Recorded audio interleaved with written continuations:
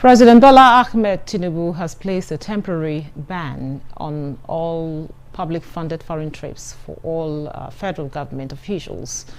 The president said the directive is part of his administration's cost reduction commitment, with intention to make all heads of ministries, departments and agencies, among others, focus on effective service delivery, especially with regards to mandates assigned to them. How will these be implemented? And will these decisions impact on service delivery and mandates of affected officials? This and more will be the focus on tonight's program. Thanks for joining us. Welcome to Nigeria Today. I am Ikaria Clinton.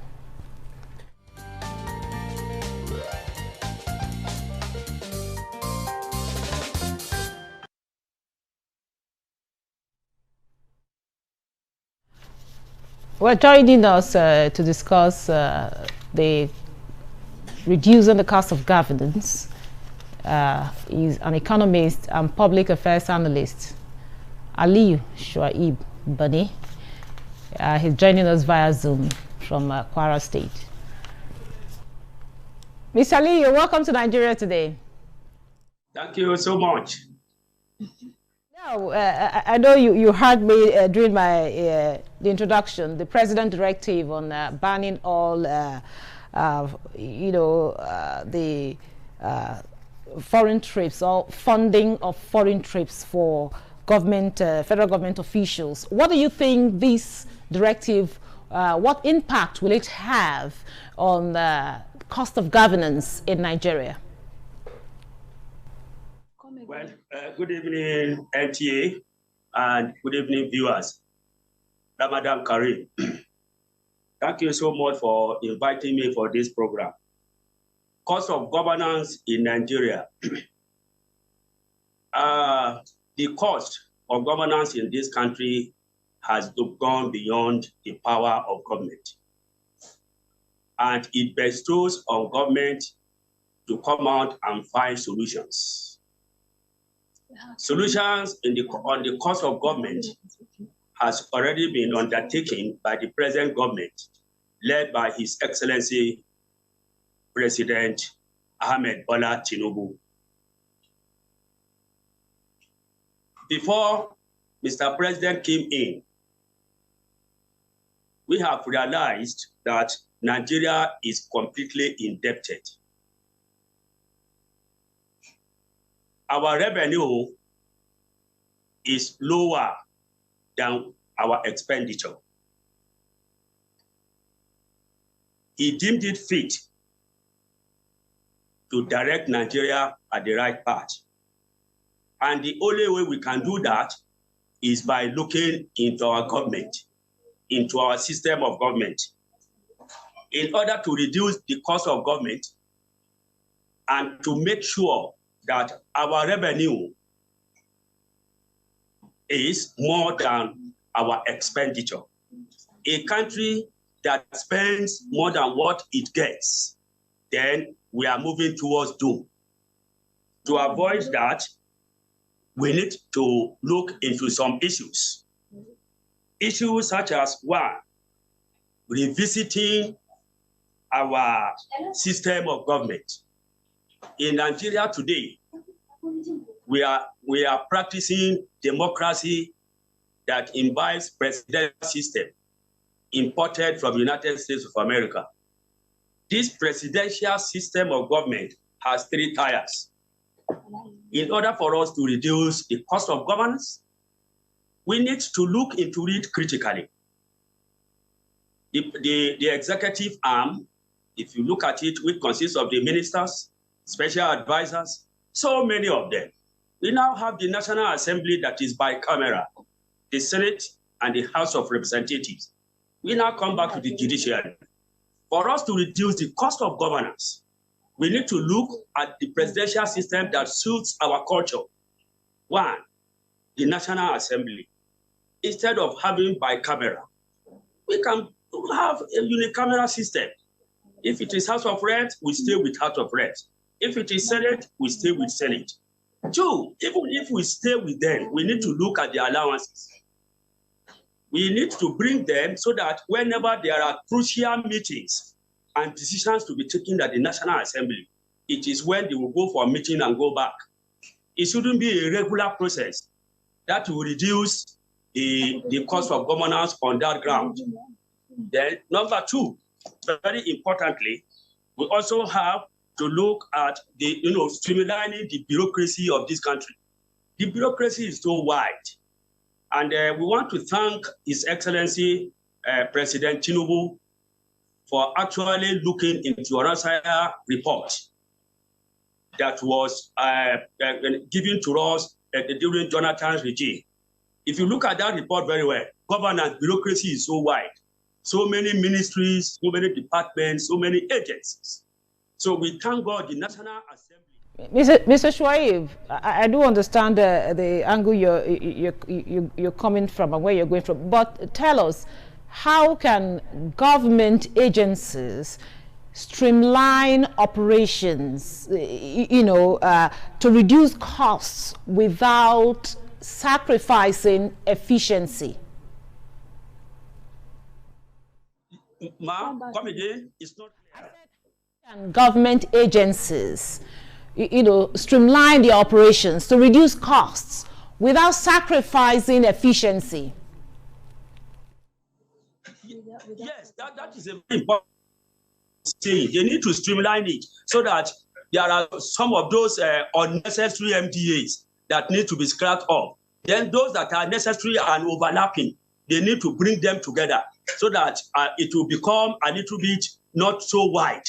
Then the cost of the personnel cost that is eating deep into the fabric of our government will have to come down by the time it is properly streamlined. That is what I'm trying to say on that. Then, very importantly, ma'am, another area where we can reduce cost of governance is to change our attitude. Our attitude towards governance. We have to believe that we don't have any other country more than Nigeria. As a result, those people in government, the officials in government, they just have to change their attitude of governance. Corruption must reduce. You see, when you are giving job, you should do it wholeheartedly. We should remove what is called sentiment, religious sentiment, ethical sentiment. Let us come in. This, if it is properly done, it will reduce the cost, of governance. Then, very importantly again, is this issue of fuel subsidy. For us, we thank God Mr. President has actually removed the fuel subsidy, which has been a problem from time immemorial. Now, this removal of fuel subsidy is giving more funds to the government. For us to reduce expenditure, because expenditure is the main thing, for us to reduce the expenditure with the removal of fuel subsidy, the proceed of the removal should now be used for productivity. And where do we produce? If you look at Nigerian context, areas of production where we have comparative advantage is mainly agriculture.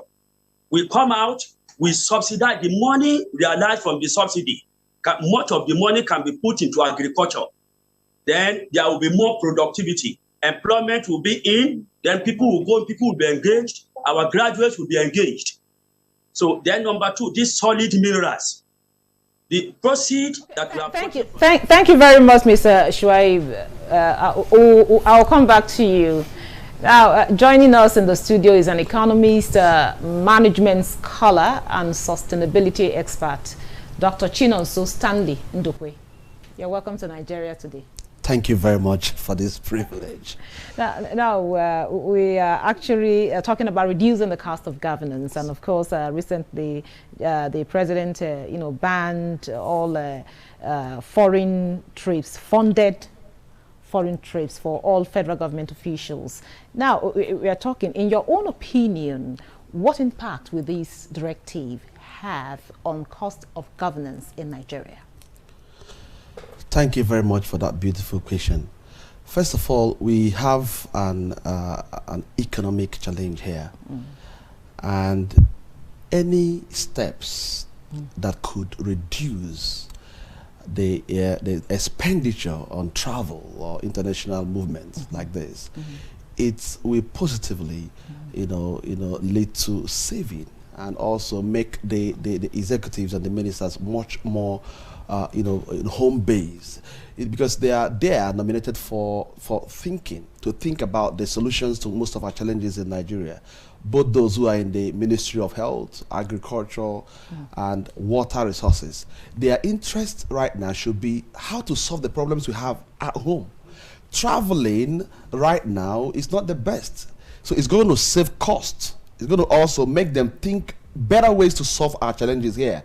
Most of those travels they engage in could be, they could also get those information through digitization, through the internet. They could attend such conferences digitally through webinars and sit down here and make suggestions to the presidency on how we can solve our problems.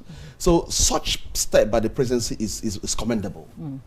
So, still on you, I was actually about asking you what role technology will play in reducing the cost of governance, but you just answered a part of that, actually. Now, how can government prioritize essential, services while still cutting down unnecessary expenses?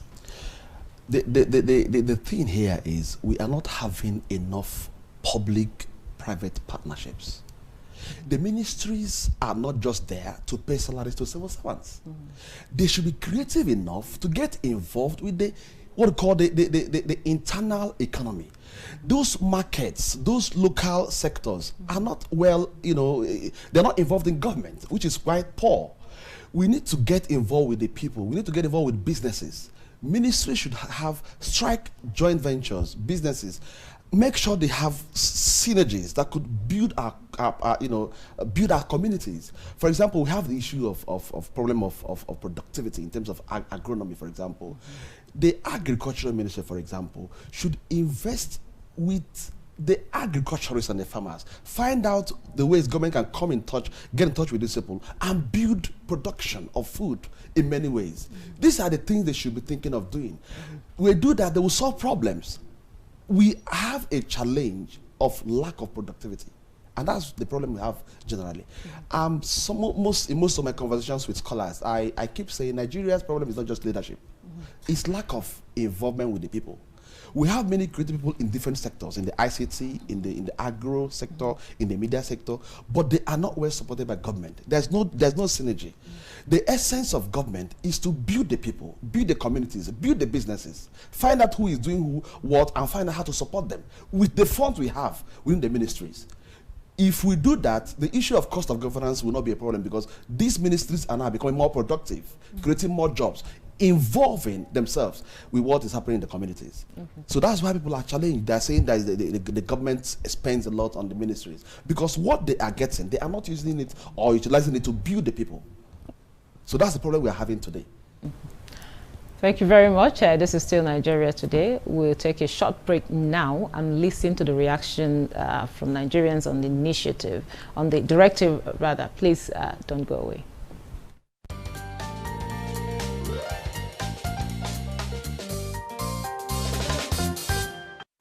For 3 months, the minister should not travel outside the country for like 3 months.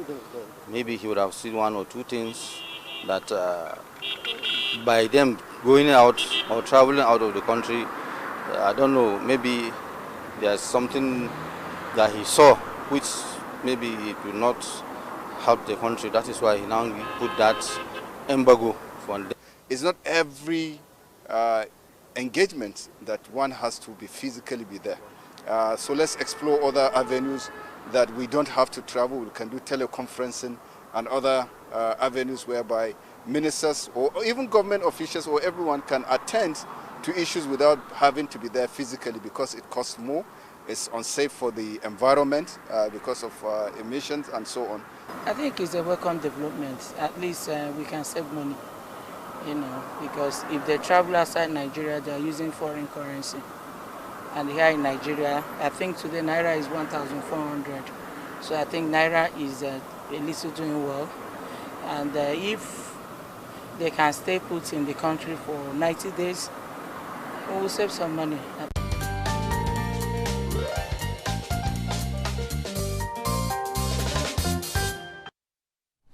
Welcome back. This is still Nigeria Today, and we are looking at reducing costs of governance. And I have two gentlemen with me, one in the studio and, of course, one via Zoom.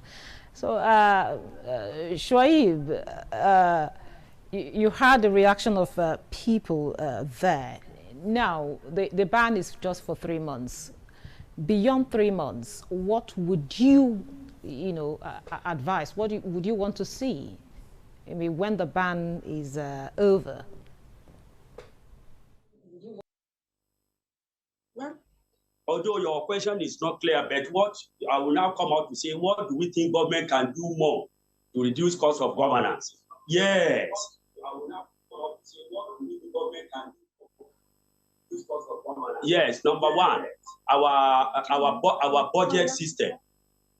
You see, our budget system should be properly looked into. That is very important. We should look into the budget very well to make sure that it is properly scrutinized, so that the productive areas where we know the country will actually produce and have comparative advantage, that is where much of our resources will be allocated into. Then when we have productivity, we are expecting more revenue. Then very importantly, we should also concentrate on security. By the time there is security, much of our funds must be allocated into the modern system of security outfit, so that our farmers will be able to go to the farms freely. Then another very important area that we can advise the government is, as I have said earlier, we should make sure we run away from corruption. The present government is actually appreciated for fighting this corruption. All institutions should be strengthened because we need strong institutions. That will be the only way by which we can improve our economy. Mr. Shuaib, back to you, Mr. Dr. Chinonso. Yes, please. You talked about private-public partnership or public-private partnership. I want you to, open our eyes more on what the role of this partnership, the public-private partnership, in cutting the cost of governance, and how effective do you think it will be? And also tell us also beyond the 3 months, like I asked him, yes, what areas do we want to see this cutting the cost of governance? Thank you very much. Thank you very much. I would want to start from the second question. First, there should be focus. You see, fragmentation or getting involved in different sectors as a focus point or focal point would terminate the government's interest in achieving something great. The government should look at the 5 important sectors that are being challenged today, that is affecting every other thing we are having in Nigeria. Focus on those areas and save money. Focus on healthcare, for example. This country, at this level we are today, as an oil democracy, should be able to afford healthcare for every child, every woman, at the stage where we are right now. Focus on solving the health challenges we have. Focus on agriculture. These are areas that will save costs and also build the economy. When people are healthy and they can be able to farm and produce, we have a better system, a better economy. Then number 3, we should have a solid transport system. The Ministry of Transport should be a focus point because of the subsidy they have removed. It's still unbelievable that a place like Abuja, for example, we don't have a standard transport system like we have in the UK, where I studied. There should be a solid transport system that can employ up to 10,000 to 15,000 people. A system whereby from your office, you can get a bus straight to your house. It will ease business. It will also ease standard of living and create funds and also revenue for the government. 4th, the ICT. We need to develop our ICT space so massively because that's the future. ICT is giving much more funds in the US, in the UK, in China, all these new age economies, giving them solidity in terms of revenue, in terms of infrastructure, and in terms of productivity. This is very important. Then 5thly, there should be investment in security. We should look at the Ministry of Defense and rebuild it. Other sectors can come in later. When we focus our budget on this, we are going to rebuild the face of the nation and restructure a lot of things. Then, in the issue of public-private partnership, these five ministries I've mentioned, there should be interest in getting involved with the universities, with those who are in the innovative industry, those who are trying to have their farms cultivated. Government should find out how to support them, either through the CBN or through any form of funding, better than the former anchor borrowers. When we partner with those who are productive in our communities, we're going to solve the food problem. A bag of rice today is almost 75,000. How can the civil servant be able to afford this? How can the poor people who don't even have job be able to afford this? So when government begins to partner with these people and create much better food, much better source of living, what happens? People will live better. Price will come down because it will increase the supply of food. Then in the issue of health, we have a couple of a country whereby still have quack clinics, quack chemists in this nation and at this age. What is the Ministry of Health doing today with their budget to make sure we have solid private clinics that are supported by the government, not only through NHIS, through other funds that will make sure that a poor person who does not have money can be able to access healthcare, access a laboratory test. These areas, they will not just cut costs. In the long run, they will make the economy much more vibrant. People will become more patriotic when they know that they can afford food, they can afford healthcare, they can be able to access the internet, they can be secure in their homes and in their farms. These are areas government can focus. By such focus, they will save the cost of spreading the money in every ministry. And at the end of the year, they'll find out that they have achieved nothing at the long run. But when they focus, they will solve these problems, and we see the economy, being vibrant. Okay, having had that. Now, what role do citizens play in holding the government accountable for their spending and ensuring cost-effective governance? We have the civil society, and they have been very, very vibrant in Nigeria since the last election. They will also have our people that need to be sensitized. A lot of people are on the internet today, on social media, speaking up, asking the government to do this and do that. But the issue is that they need to intensify that vibrancy. There should be genuineness. It's not just about going and having agitation or going and doing demonstration and rioting and protest. There should be more meaningful engagement, right to the ministries, right to the senators, right to the government. Because when we talk about even, cost of governance, the legislature is a big place. Our people should be able to ask our senators questions. What have you done with your constituency allocation? What are we doing? For example, in my community, there's no library. What we have, I speak to a couple of these people, and I know that most of them are listening, but they need to change and move from listening to action. So our people should be encouraged, Nigerians should be encouraged to speak up. Don't be afraid. Talk to your senator, talk to your House of Representatives member, talk to the councillor, air your opinion on how to develop the country. Because it surprise you that most of the people in government, because of that office, the officialdom, they forget their responsibilities. We as citizens must ask them questions, encourage them, not just being critical. Also, get to appreciate the good ones they are doing, but speak up. Let's be speaking up, because this government is our government. This country is our country.